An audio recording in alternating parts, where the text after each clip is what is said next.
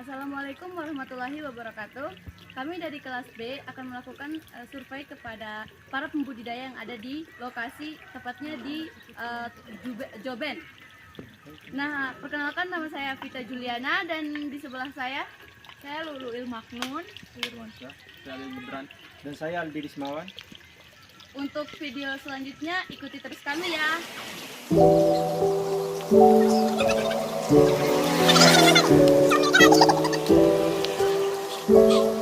Terus untuk bentukannya itu sendiri, apakah dia disimpan pada media yang berbeda, pada kolam berbeda atau gimana? Enggak pakai itu kan dalam bentuk media. Oh, nakanya dibeli terus sering disimpan. Untuk satu petakan kayak gini biasanya itu pembesarannya itu berapa ribu yang berapa kali? Ya, bisa kali burung sampai 5.000 per kolam. Per kolam ya. Terus untuk pemasarannya sendiri kira-kira berapa? Yang kalian tuh bisa sampai 1.000.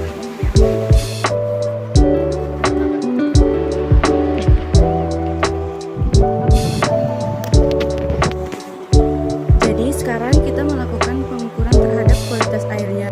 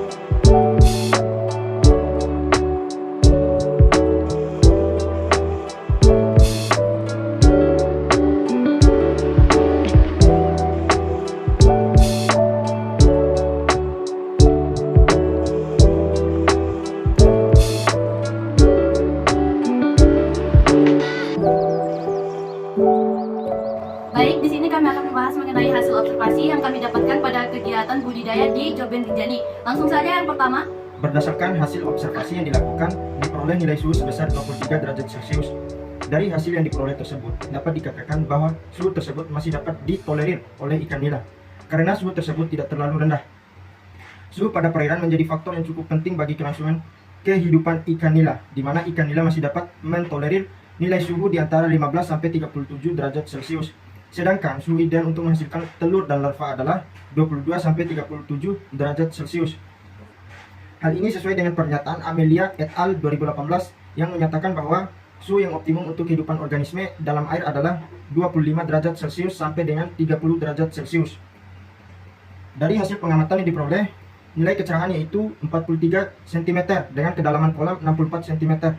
Berdasarkan kegiatan observasi atau kunjungan langsung di lapangan, diketahui bahwa kondisi air pada kolam budidaya cukup bagus, khususnya pada tingkat kecerahan, di mana airnya tidak mengalami kekeruhan dan tidak kotor.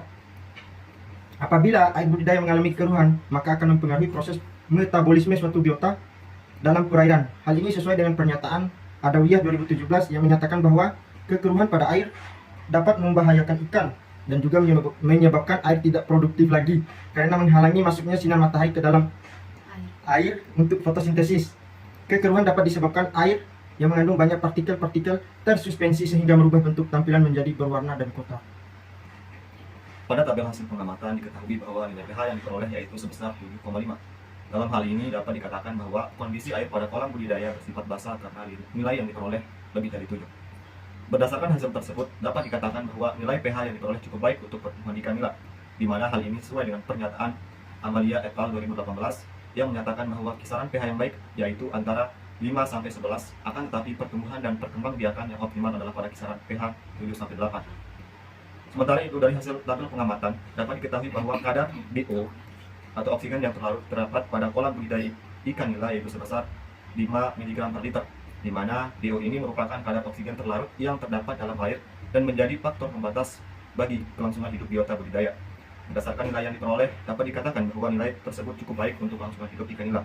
Hal ini sesuai dengan pernyataan Amelia et al. 2018 yang menyatakan bahwa oksigen terlarut atau DO pada kisaran optimal yaitu lebih dari 5.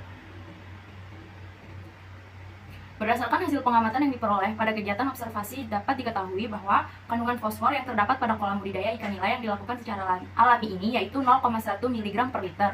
Berdasarkan hasil yang diperoleh tersebut, dapat dikatakan bahwa kondisi perairan dalam keadaan subur tingkat tinggi, di mana hal ini sesuai dengan pernyataan Rushyadi et al. 2018 yang menyatakan bahwa berdasarkan kadar fosfor total, perairan diklasifikasikan menjadi 3, yaitu perairan dengan tingkat kesuburan rendah yang memiliki kadar fosfat 0 sampai dengan 0,02 mg per liter, perairan dengan tingkat kesuburan sedang yang memiliki kadar fosfat 0,021 sampai dengan 0,05 mg per liter, dan perairan dengan tingkat kesuburan tinggi memiliki kadar fosfat 0,051 sampai dengan 0,1 mg per liter. Dari tabel hasil pengamatan menunjukkan kadar nitrat atau NO3- yang terkandung pada kolam budidaya yaitu sebesar 10 mg per liter. Keberadaan nitrat pada suatu perairan menjadi salah satu indikator untuk menentukan tingkat kesuburan pada suatu perairan.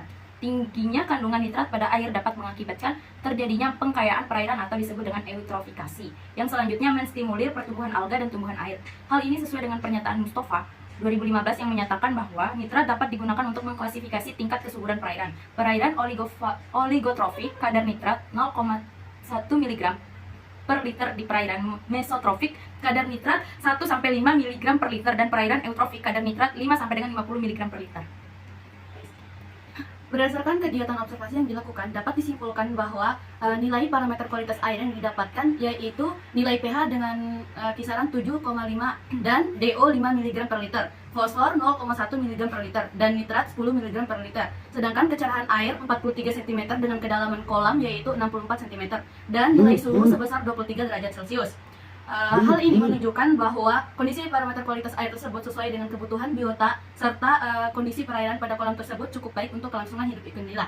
Dan perlu diketahui oleh teman-teman semua bahwa pada kolam budidaya yang kami lakukan, yang kami observasi tersebut dengan luas 9x6 dan mampu menampung 3.000 hingga 6.000 benih ikan atau biota, yang dimana pada kolam tersebut dilakukan budidaya ikan nila. Dan adapun sumber air yang didapatkan pada kolam tersebut yaitu langsung dari mata air yang mengalir dan dialirkan melalui pipa atau melalui drainase yang langsung menuju ke kolam tersebut. Dan untuk saluran inlet dan outletnya itu, untuk saluran inlet outletnya sendiri langsung dibuang ke aliran sungai, sehingga pada kegiatan budidaya itu tidak perlu dikhawatirkan akan terjadinya kadar amoniak yang tinggi, karena untuk kualitas airnya sendiri, airnya itu langsung keluar masuk atau bergantian secara terus-menerus, sehingga dapat dikatakan bahwa kualitas air pada kolam budidaya tersebut atau tepatnya di lokasi Joben Rinjani itu sangat mendukung untuk aktivitas keberlangsungan hidup ikan nila. Mungkin itu saja yang dapat kami bahas pada hasil observasi ini. Terima kasih. Sekian hasil observasi yang kami lakukan. Jangan lupa di like, comment, share, and subscribe. Bye-bye.